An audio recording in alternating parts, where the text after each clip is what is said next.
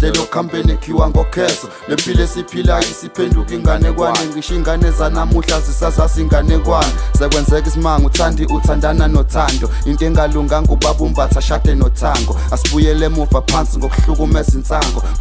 Intokazi yodumo la ku TikTok egama layo libizwa ngoTamara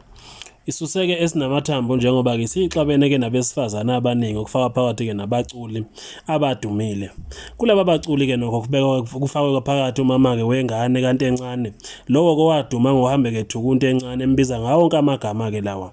Kuzokhumbuleka phela ukuthi umama wengane kanti encane kwangena enkundleni zokuxhumana wabeka ke lonke udaba lwakhe athi ke lwenzeka phakathi kwakhe ke nonto encane kanti ke nayo into encane wabeke sebeka ke olwakhe udaba kuso lesi story sasehlukile.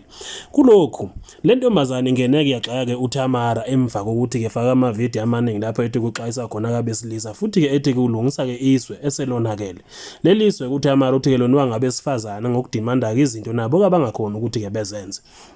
Ubeke sengena uMiss Level embuza ukuthi ke njengoba kubabiza ngayifebe ubiza ngawo kamagama wena ke yini eyakho ke esiyaziyo njengoba ke sizwa ke indaba ye teenage pregnancy kanjalo ke namawelo okuthiwa ke awabonakali. Tamara ubese emphendwa ngegama elilodwa wathi ke akathuleke lona ke nomculo ke ngoba wathi akathuleke lona ngoba ke ucula ke umsangano. Emva kwalokho uMiss Level ubeke sebonakala eposta ke engaqedi lapha ya ku Facebook etshela kabantu ukuthi ke mabaphuthume ku YouTube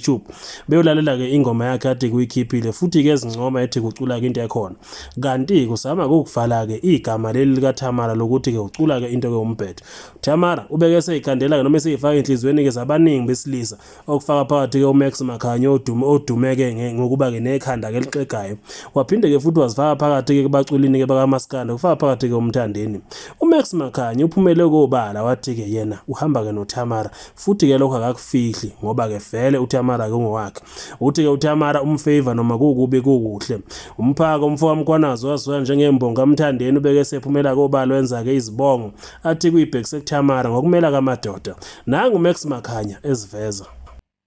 uTamari sicheme naye udede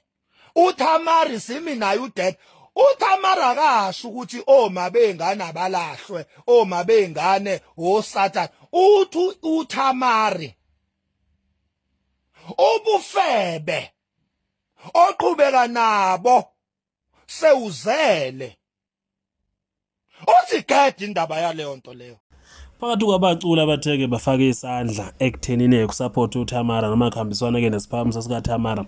sokukhulumela kamadoda kunabaculi abafaka phakathi umthandeni othe kwafaka isandla naye wakuveza ukuthi ke nembalo uhambisana ke nezinkulumo lezi eziningi ezikhulunyeka uTamara nakuba kungaziwa noma ziyakha noma ziyaxeka kodwa kamadoda amaningi singakubeka nje kucaca ukuthi amadoda amaningi atheka ahambisana nalezo nkulumo nakuba besifazane betheke bona ke bathatha enye ingxenye ke yohambo. Umthandeni kusolala sengazi ukuthi kukhona abesifazane abatheke bamlanda ngale ngasese ngesenzo sakhe ke sokusupport ke lenkulumo njengoba ethe kongena ku Facebook wathi ke yena ubengazi ubezitshela ukuthi ke kudonatelwa abantu abalinyalelwa noma abalinyazwa izikhukhula ngale yaminyaka uthi kuyaxolisa ngesenzo ke sakhe ubengenalo ngempela ulwazi lokuthi kudonatelwani kule ndaba ke kaTamara uthi ubeyitshela ukuthi yena kusizwa kumphakathi wahlukumezeka nakuba ke lokho kubonakala ukuthi kungamanga lihlaza thecwe kodwa ke kubonakala ukuthi ke indlela yakhe bekuyikuthi ke asupport ke inkulumo zikaTamara abaningi abesifazana abahambisana nezinkulumo zakhe nakuba imibuzo ayibuzayo lo wesifazane